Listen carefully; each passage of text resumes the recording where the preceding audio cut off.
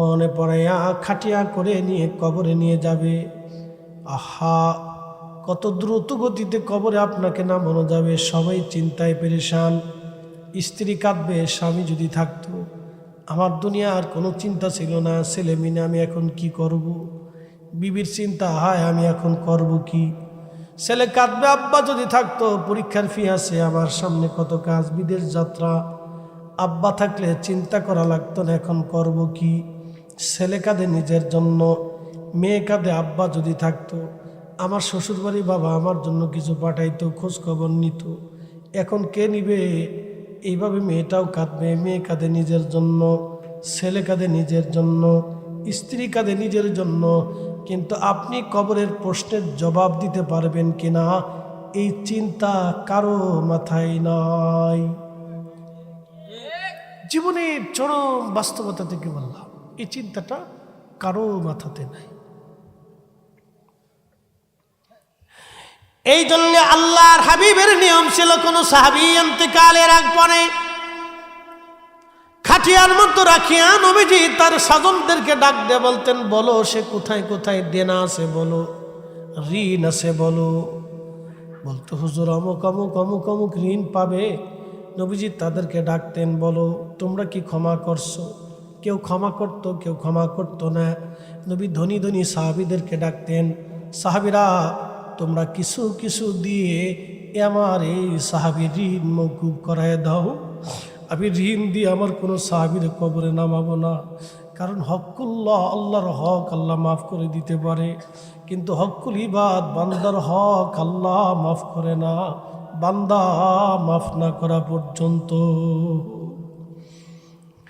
এই জন্য দুনিয়ার থেকে ঋণ ঋণ ঋণ মওকুফ করে নবীজি কবরে পাঠাইতেন। আহা, কবর বড় কঠিন জায়গা।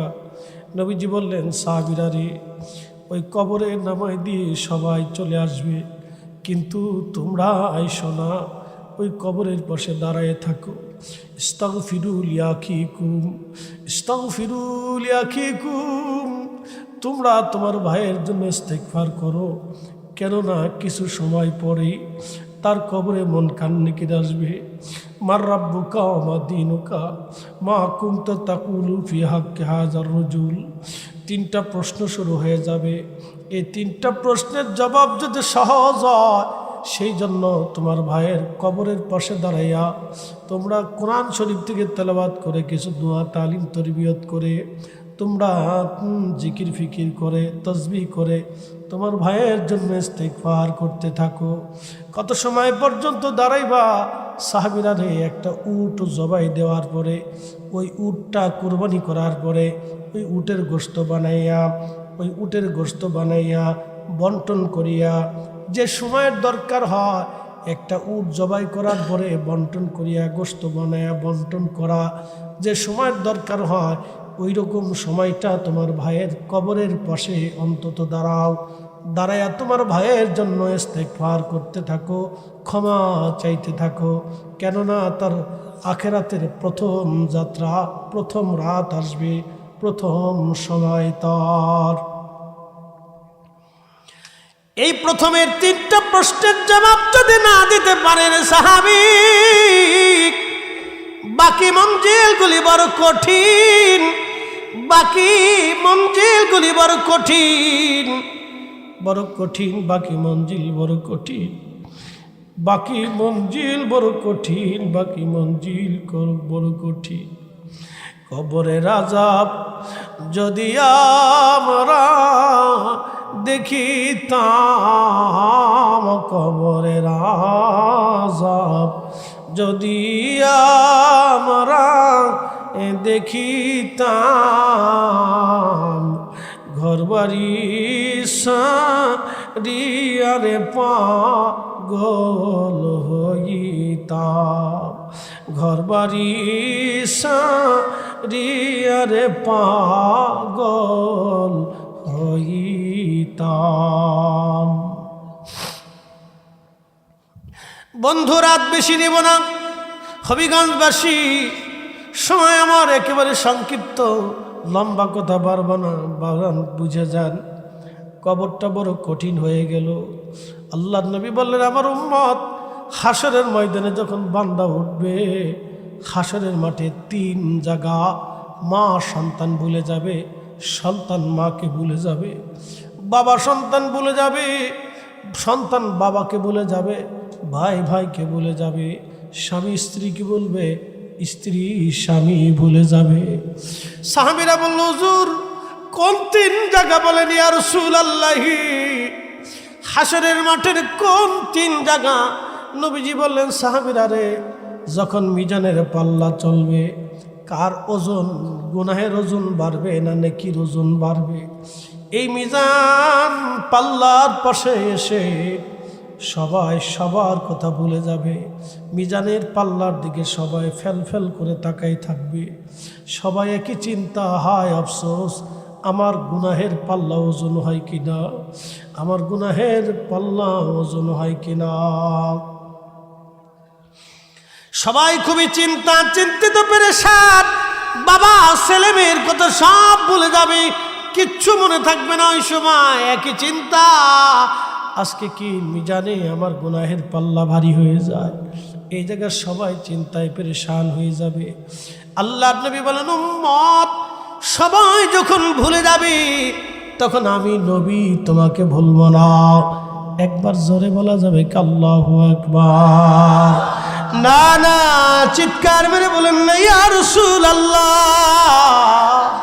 আহা, এই জন্য কাজী নজরুল লিখেছিলেন, আমি যদি আরব হতাম, মদিনারি পথ, সেই পথ দিয়ে হেঁটে যাইতেন নূর নবী হযরত, নূর নবী হযরত। বন্ধু খুব মনোযোগ দিয়ে আল্লাহর নবী ডাক দিয়ে বলতেছে, উম্মত আমি ভুলে যাব না, আমি মিজানের পাল্লায় দাঁড়ায় থাকবো। ওই সময় আমার উম্মতের নেকের পাল্লা যখন হালকা হতে থাকবে, গুনার পাল্লা যখন ভারী হতে থাকবে, আমি নবী মিজানের পাশে দাঁড়াইয়া পবিত্র কালেমা শরীফ আমি আমার উম্মতের নেকের পাল্লার উপরে দিয়ে দিব। কালেমা শরীফ যখন নেকের পাল্লায় দিয়ে দেব, সাহাবীরা রে, সঙ্গে সঙ্গে নেকের পাল্লা ভারী হয়ে যাবে। হয় না, হয় না, আরো জোরে বলেন আল্লাহু আকবার। উপায় নাই রে, উপায় নাই রে, উপায় নাই, উপায় নাই রে, উপায় নাই রে, উপায় নাই। দয়াল নবীর চরণ বিনে উপায় নাই। আল্লাহুম্মা সাল্লি আলা, হ্যাঁ জবান খোলে,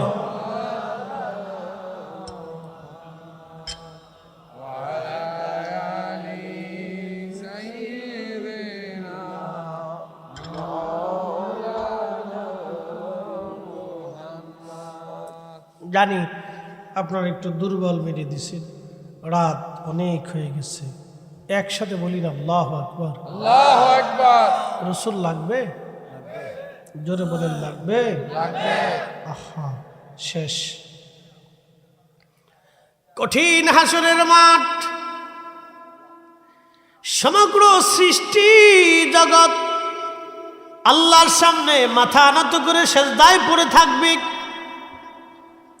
জিন, ফেরেশতা, মানব, পশু, পাখি, আল্লাহর যত সৃষ্টি, সপ্তম আসমান, সপ্তম জমিনে যত মখলুক আছে, সব হাসরের মাঠে আল্লাহর সামনে মাথা নত করে থরথর থরথর করে কাঁপতে থাকবে।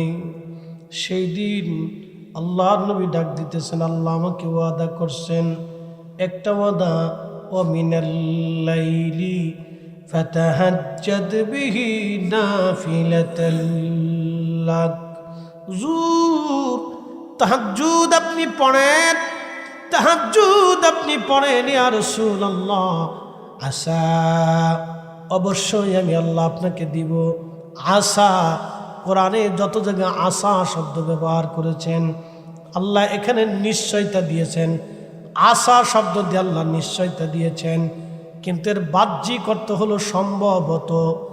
আসা শব্দের বাহ্যিক অর্থ সম্ভবত, কিন্তু আমার রসুলের ক্ষেত্রে যত জায়গা কোরআনে আসা শব্দ ব্যবহার করেছেন সব জায়গায় আল্লাহ রাব্বুল আলামিন নিশ্চয়তা দিয়েছেন। এটা আমার তাফসীরি না, তাফসীর ইবনে কাসির, ইমাম ইবনে কাসির লিখেছেন যে যত জায়গা আল্লাহ আসা শব্দ ব্যবহার করেছেন আমার রসুলের জায়গা, সব জায়গা আল্লাহ বলেছেন অবশ্যই আমি আল্লাহ আপনাকে দেব। আসা আইয়াবআসাকা রাব্বুকা মাকামাম মাহমুদা।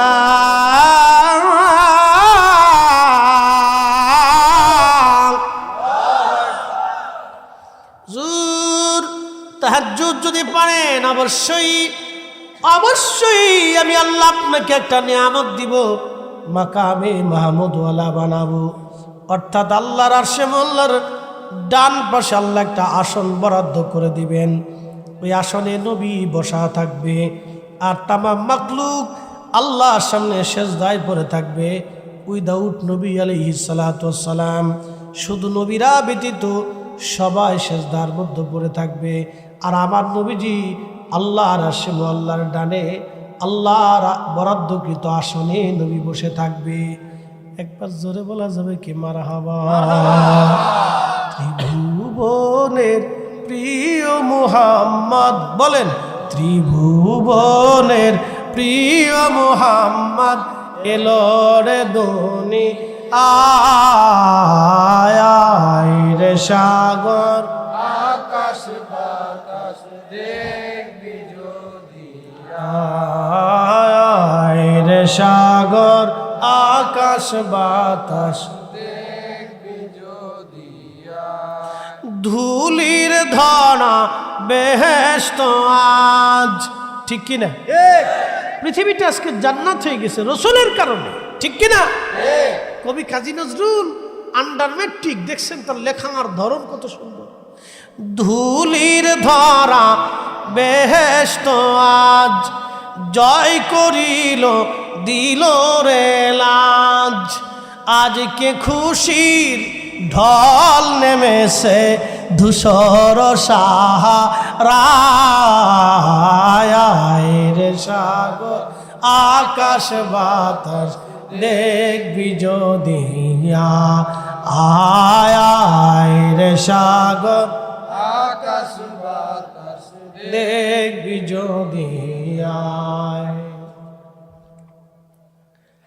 হাসরের মাঠে ওই দিন বুঝতে পারবেন নবী কি জিনিস।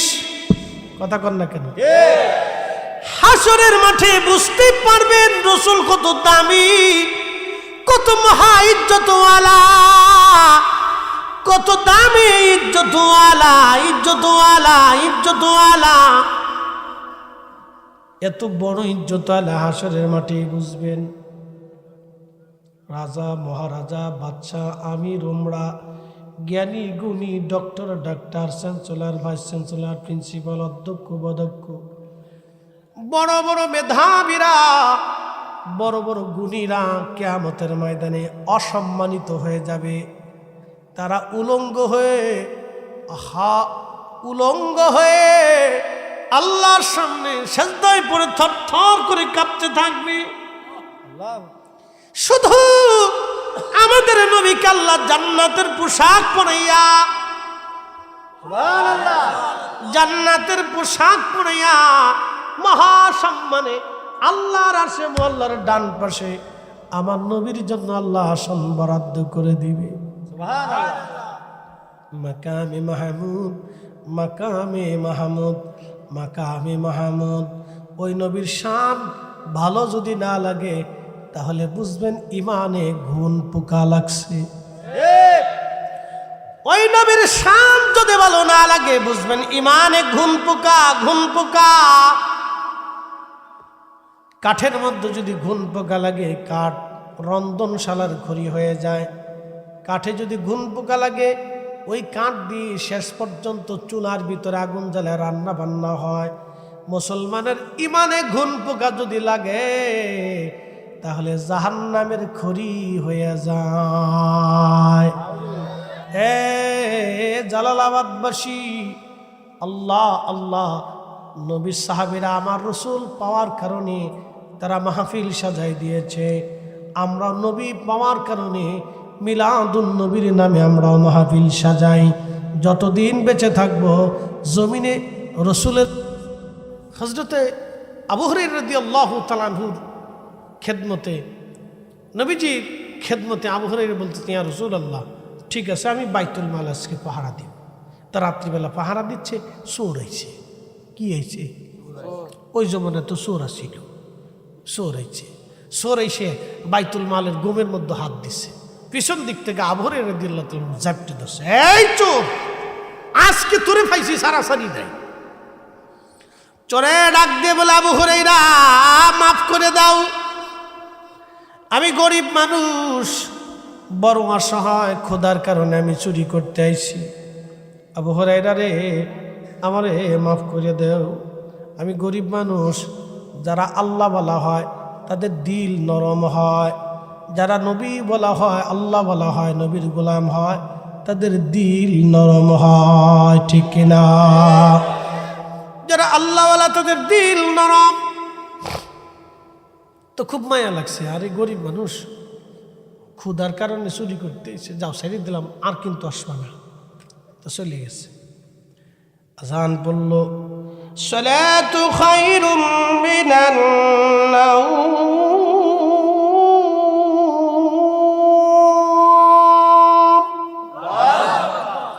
হযরত বেলাল আজান দিছে ফজরের। আজান পড়ার পরে আল্লাহ যখন আজান পড়ল, আজান পড়ার পরে সাহাবীরা নামাজে গেছে। আবু হুরায়রা রাদিয়াল্লাহু আনহু নামাজে গেলেন। আল্লাহর নবী ফজরের সালাত শেষ করার পরে নবীজি ঘুরে বসতেন, সাহাবা একরামকে নসিহত করতেন। ঘুরে বসে আবু হুরায়রার দিকে তাকায় নবী মুস্কি হাসে। ডাক দেখা, আবু হুরায়রা, রাতের চোর কি বলছে? সুবহানাল্লাহ, একসাথে জোরে বলেন, জোরে বলেন সুবহানাল্লাহ। কিসের চোর? রাতের চোর। আচ্ছা, ঘটনা ঘটে বাইতুল মালে, আর সংবাদ হয় মদিনার রসুলের দরবারে। একসাথে বলবেন আল্লাহু আকবার। রাতের চোর কি বলছে? তা আবু হুরায়রা বলতেছে, ইয়া রাসূলুল্লাহ, চোর দুঃখের কথা বলছে, আমি ছাইরে দিছি। হুজুর, চোর দুঃখের কথা বলছে, আমি তারে ছেড়ে দিছি। আল্লাহর হাবিব ডাক দিয়ে বলতেছে, আবু হুরায়রা, সে তোমাকে মিথ্যা বলেছে। আগামীকাল চোর আবার আসবে, আগামীকাল চোর আবার আসবে। হযরত আবু হুরায়রা রাদিয়াল্লাহু আনহু বলতেছেন, আল্লাহর নবী বলছেন চোর আসবে, আমি নির্ঘাত মেনে নিলাম চোর আবার আসবে, কারণ রসুল মিথ্যা বলতে পারে না, নবী ভুল বলে নাই, এতদিন যাহা বলছে তা সঠিক বলছে। চোর আগামী রাত আবার আসবে। একবার জোরে বলা যাবে আল্লাহু আকবার।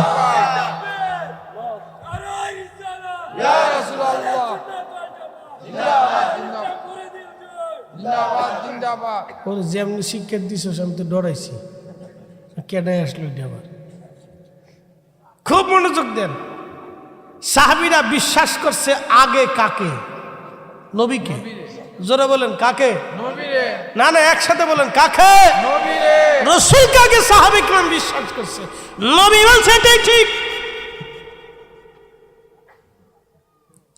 উনি নবী, উনি ঠিক বলছে, উনি মিথ্যা বলতে পারে না। আবু হুরায়রা বলতেছেন, আমার ইয়াকিন হলো, বিশ্বাস হলো, রাসূল বলছেন চোর আবার আসবে। একসাথে বলা যাবে আল্লাহু আকবার। আল্লাহু আকবার। চোর আবার আসবে। পরের দিন রাত্রিবেলা আবু হুরায়রা বসে আছে, দেখে ঠিক চোর আবার আসছে। চোর আমার আসছে। আবু হুরায়রা পিছন দিক থেকে জাপটে ধরছে, চোর আজকে তোকে ছাড়া যাবে না, আবার আসছিস। চোর ধরার পরে চোর বলতেছে, আবু হুরায়রা রে, আমার সাইডে দাও, আমার বাচ্চা কাচ্চারা না খেয়ে রুইছে, কান্দে, আমার বাচ্চা কাচ্চারা না খেয়ে রুইছে, সাইডে দাও, আবার বাইরো না, নবীর কাছে নিও না। আবু হুরায়রার আবার মায়া লাগছে, হায় হায় যা ছেড়ে দিলাম, আর কিন্তু আসবি না। চলে গেছে। সালাতু খায়রুম মিনান নাওম। আজান পড়ল ফজরের, নামাজে গেলেন আবু হুরায়রা রাদিয়াল্লাহু আনহু। নামাজ শেষ করলেন, নবীজি পিছন ফিরাইয়া সাহাবীদের দিকে ঘুরে মুস্কি হাসি দিয়ে বললেন, আবু হুরায়রা, আজকে রাতের চোর আবার কি বলছে? সুবহানাল্লাহ। জোরে জোরে না করলে বুঝবো কিপটি। আপনি একসাথে বলেন সুবহানাল্লাহ। জানেনি? কথা কন না কেন? জানেনি? জোরে বলেন জানেনি? জানি, এটা বুখারীর হাদিস। আপনার কাছে না জানলেও আমার কাছে জানে। ঠিক ঠিক আপনি না বললেও, বিশ্বাস না করলেও আমার তো কিছু করার নেই। ঠিক ঠিক। আমাদের দেশে সনাতন ধর্মের যারা, তারা 33 খোদায় বিশ্বাসী। 33 কোটি খোদা ভগবানে তারা বিশ্বাসী, দেবতায় তারা বিশ্বাসী। তাদের ধারণা হচ্ছে পৃথিবীতে 33 কোটি দেবতা আছে। পানির দেবতা, মৃত্যুর দেবতা, হায়াতের দেবতা, খাবারের দেবতা, বিদ্যার দেবতা, চিকিৎসার দেবতা, ওষুধের দেবতা, রোগের দেবতা, আলোর দেবতা, 33 কোটি দেবতা। এটা তাদের ধর্মের বিশ্বাস। কিন্তু আমাদের মালিক কয়জন? একজন। কথা কন না কেন? কয়জন? একজন। তারা 33 কোটি দেবতায় বিশ্বাসী, তাদের সংখ্যা কিন্তু দেশে কম না। কি কথা কন না কেন?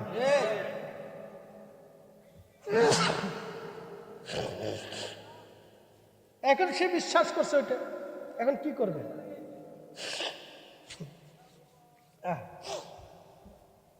বিশ্বাস তার ওইটা। এখন কেউ যদি আল্লাহকে আল্লাহ বলে স্বীকার না করে, আপনি কি জোর করে স্বীকার করাইতে পারবে? আর জোর করার কোনো দরকার আছে? কোনো দরকার নেই।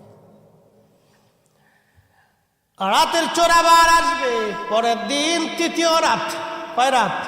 তৃতীয় রাত। আবু হুরায়রা বলেন, আমার ইয়াকিন হলো চোর আবার আসবে। রাসূল বলছে চোর আসবে।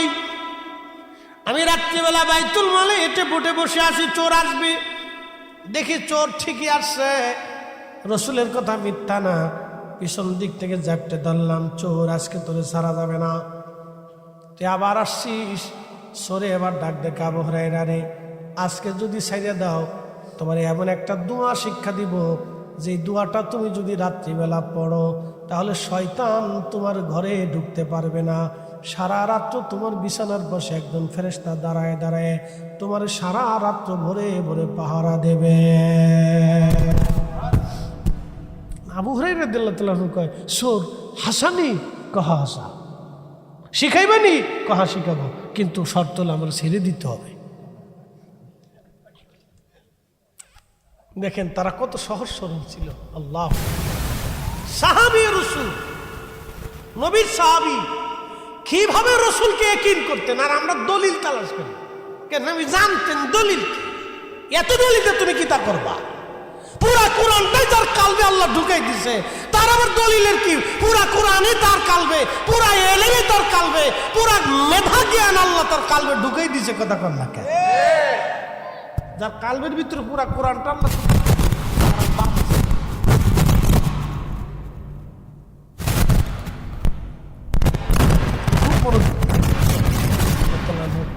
সোর হাসানি হাসা শিখাও। আবু হুরায়রা আয়াতুল কুরসি, আল্লাহু লা ইলাহা ইল্লা হুয়াল হাইয়ুল কাইয়্যুম লা তাখুযুহু সিনাতুন ওয়ালা নাওম। আয়াতুল কুরসি তুমি যদি পড়িয়া রাত্রিবেলা ঘুমাও, আবু হুরায়রা, সারা রাত্র তোমাকে আল্লাহর এক রহমতের ফেরেশতা তোমার শিয়রে বিছানার পাশে দাঁড়ায় থাকবে। সারা রাত্র ফেরেশতা পাহারা দিবে। শয়তান তোমার ঘরে ঢুকতে পারবে না। চোর ছেড়ে দিছে, চলে যাও, আর আসবা না, কিন্তু চলে গেছে। সালাতু খায়রুম মিনান নাওম। আবার ফজর আজান পড়ছে, ধীরে ধীরে হেঁটে হেঁটে মসজিদে নববীতে যাইয়া প্রিয় নবীজির পিছনে নামাজে দাঁড়ায় গেলেন। নামাজ শেষ হয়ে গেল। হযরত আবু হুরায়রা রাদিয়াল্লাহু তাআলা আনহু, আহা, নবীজি ঘুরে মুস্কি হাসি দিয়ে বললেন, আবু হুরায়রা, আজকে রাতের চোর তোমাকে কি বলেছে? আবু হুরায়রা বললেন, হুজুর, আমি চোর ছেড়ে দিয়েছি, কিন্তু চোর আমাকে আজকে একটা দোয়া শিখাইছে। বলে, কি দোয়া বলো? বলে, চোর বলছে আয়াতুল কুরসি পড়িয়া যদি রাত্রিবেলা আমি ঘুমাই, আল্লাহ রহমতের ফেরেশতা সারা রাত আমারে পাহারা দিবে, শয়তান আমার ঘরে ঢুকতে পারবে না। নবীজি বলেন, আবু হুরায়রা, এই চোর তোমাকে এই কথাটা সত্য বলে গেছে। আল্লাহু আকবার। এই চোরে এই কথাটা সত্য বলে গেছে, কিন্তু সে চরম মিথ্যাবাদী। আবু হুরায়রা, তুমি জানো আজকে 3 রাত তোমার সাথে কে বাহানা করতেছে? বলে, আল্লাহু ওয়া রাসূলুহু আলাম, আল্লাহ জানে, নবী জানে। একসাথে জোরে বলেন, জোরে জোরে জোরে, কিপটিমি করেন না। আল্লাহু ওয়া রাসূলুহু আলাম, আল্লাহ জানে, নবী জানে। এই জন্য আমরা সুন্নিরা কই আল্লাহ জানে, নবী জানে। এখন কারো কাছে আল্লাহ জানে, নবী জানে না, কিন্তু 1.5 লক্ষ সাহাবী বলছে আল্লাহ জানে, নবী জানে। আমরাও বিশ্বাস করি আল্লাহ জানে, নবী জানে। কি কথা কর না? যদি বেদাতি হয় তো সাহাবীদের সাথেই হবে, যদি জাহান্নামে যাই তাহলে ওনাদের কথার উপরেই চলে যাব, হাসতে হাসতে চলে যাব, অসুবিধা নাই, কোনো দুঃখ নেই আমাদের। কি কথা কর না? কেন কোনো দুঃখ আছে? কোনো দুঃখ নাই। আপনারা যদি রসুলের শান কমাইয়া জান্নাতে যাইতে পারেন তো চলে যান, অসুবিধা নাই, ও তো আমাদের কোনো দুঃখ নাই। কি কথা কর না? কেন আপনারা জান্নাতে চলে যান, অসুবিধা নেই, আমাদের কোনো দুঃখ নাই ভাই, যান। কে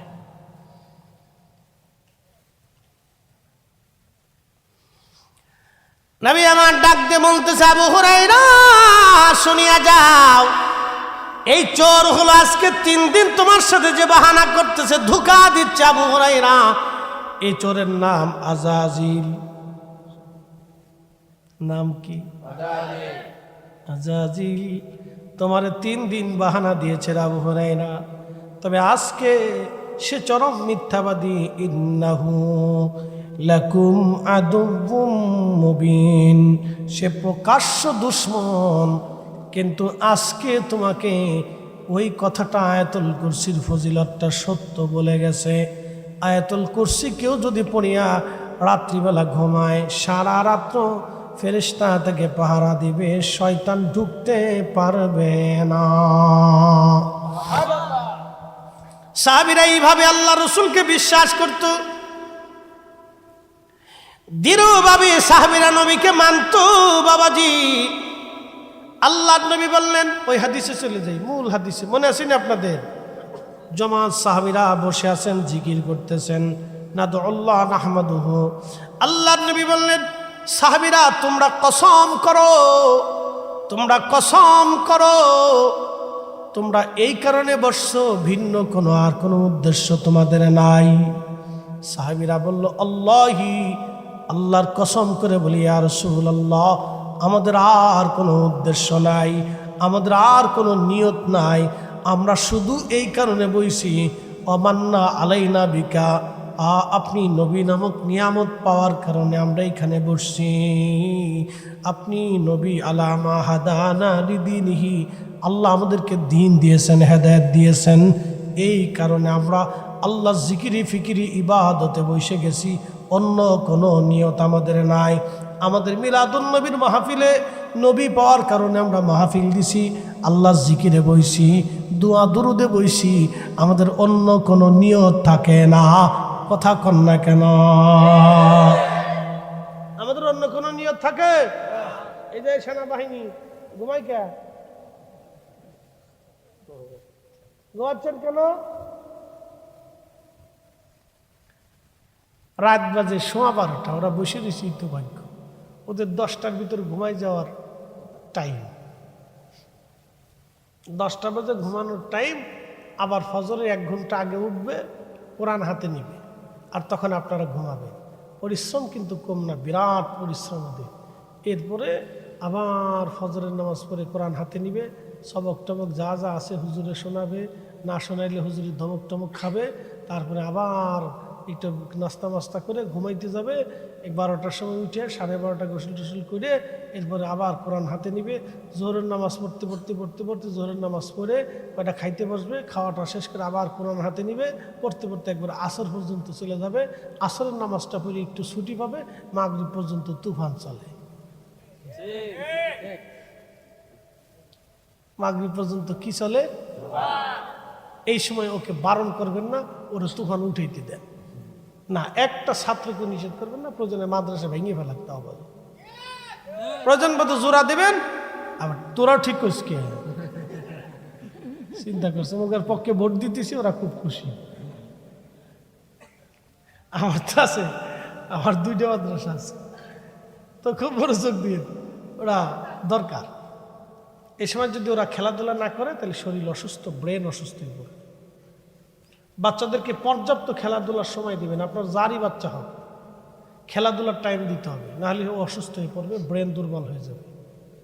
ওকে খেলাধুলার টাইম দিতে হবে। এখন তো কেজি স্কুল, আল্লাহর রাস্তায় মাফ করবেন, ওই কেজি স্কুলের বই হলো 10টা, পোলায় টানতে পারে না, পোলার মায় কান্দে করে আড়ে।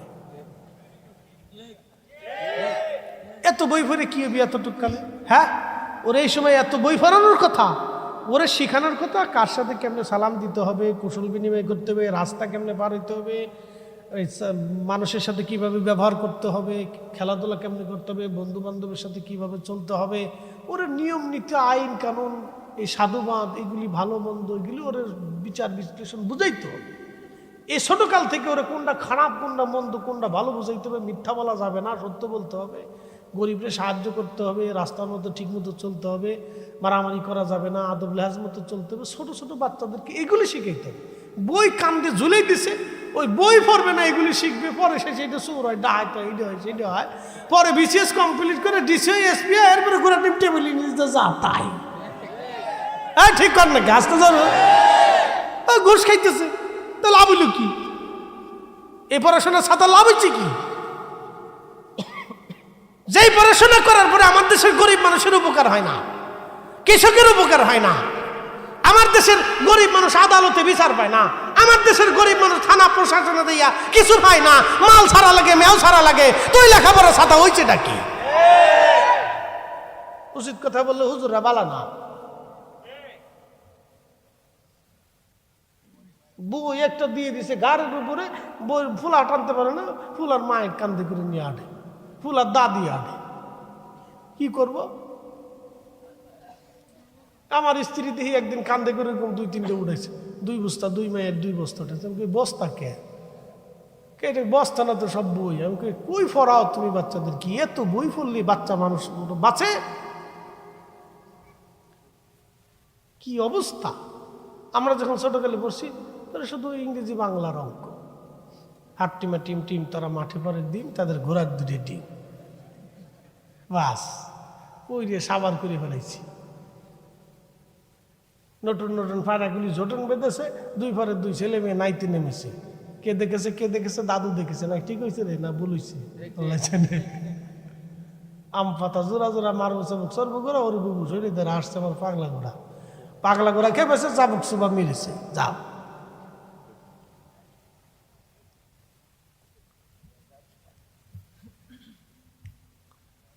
মনোযোগ দিন।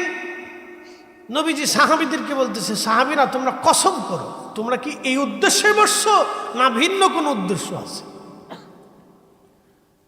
সাহাবীরা বলেন, আল্লাহি, আল্লাহর কসম করে বলি ইয়া রাসূলুল্লাহ, আর কোনো উদ্দেশ্য নাই। আলা মা হাদানা লিদীনিহি ওয়া মান্না আলাইনা বিকা, এছাড়া আর কোনো উদ্দেশ্য নাই নবীজি। নবী পাইয়া মাহফিল সাজাইলাম, ইয়া রাসূলুল্লাহ, আর কোনো উদ্দেশ্য আমাদের নাই। নবীজি বললেন, সাহাবীরা রে, তোমরা আমার ছাত্র, তোমরা ভেবো না তোমাদেরকে অবিশ্বাস করতেছি রে সাহাবীরা। কিন্তু ফাতানি জিবরিল আলাইহিস সালাম, আমার কাছে জিবরাইল আসছিল। ফাআখবিরনি, অতঃপর আমার খবর দিয়ে গেছে তোমাদের এই মজলিসখানা দেখে আমার আল্লাহ আমার আল্লাহ আমার আল্লাহ ইউবাহিমুকুমুল মালায়েকা, সব ফেরেশতাদের সামনে আমার আল্লাহ তোমাদেরকে নিয়ে গর্ব করতেছে, অহংকার করতেছে। একবার জোরে বলা যাবে কি আল্লাহু আকবার? না না, চিৎকার মেরে বলেন আল্লাহু আকবার। আল্লাহু আকবার।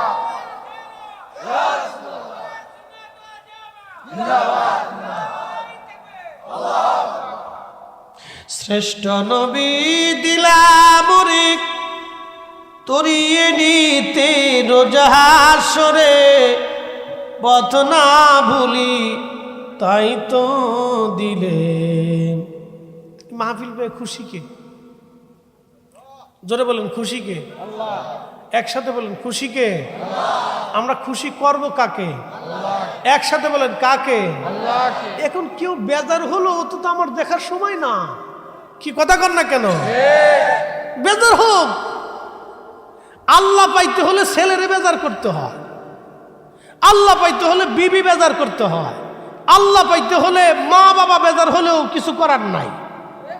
আল্লাহ পাইতে হলে আল্লাহর ক্ষেত্রে যদি পিতামাতা বেজার হয় তো ওখানে আল্লাহ পিতামাতা মানা যাবে না।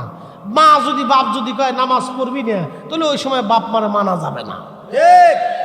মা বাবা যদি কয় না তোর দাড়ি রাখা যাবে না, ওই সময় বাপ মা মানা যাবে না। স্ত্রী যদি বলে তোমার দাড়ি রাখা যাবে না, তো ওই সময় বিবি মানা যাবে না।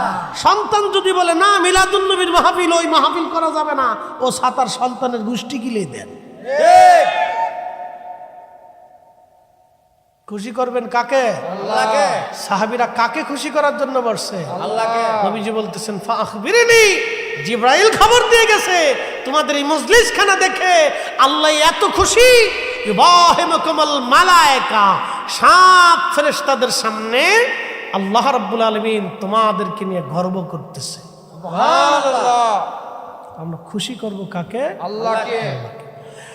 قل إن صلاتي ونسكي ومحياي ومماتي لله رب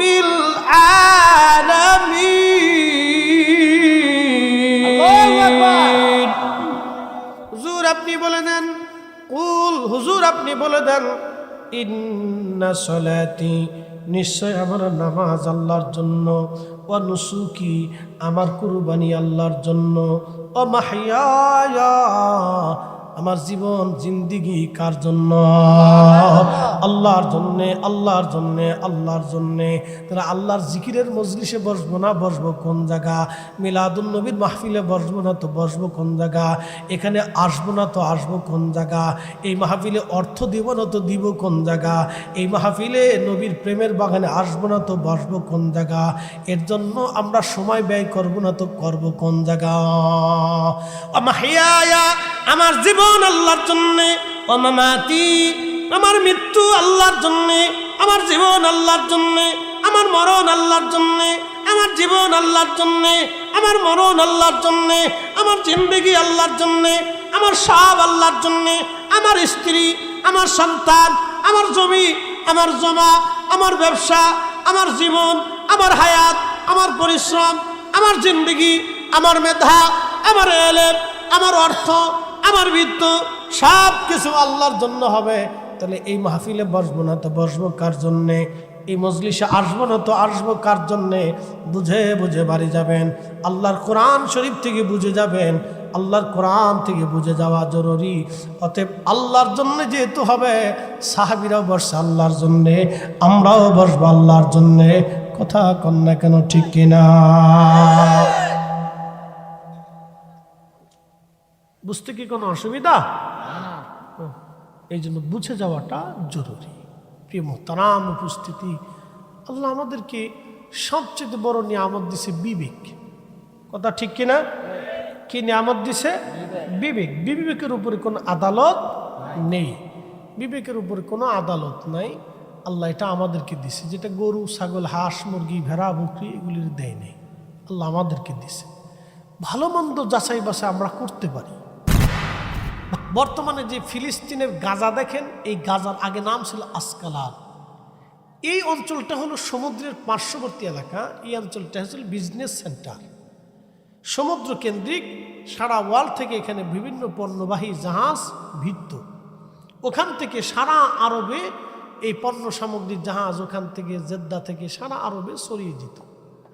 তো মনোযোগ দিন, আবু বকর সিদ্দিক রাদিয়াল্লাহু আনহু তিনি ওইখানে গেলেন।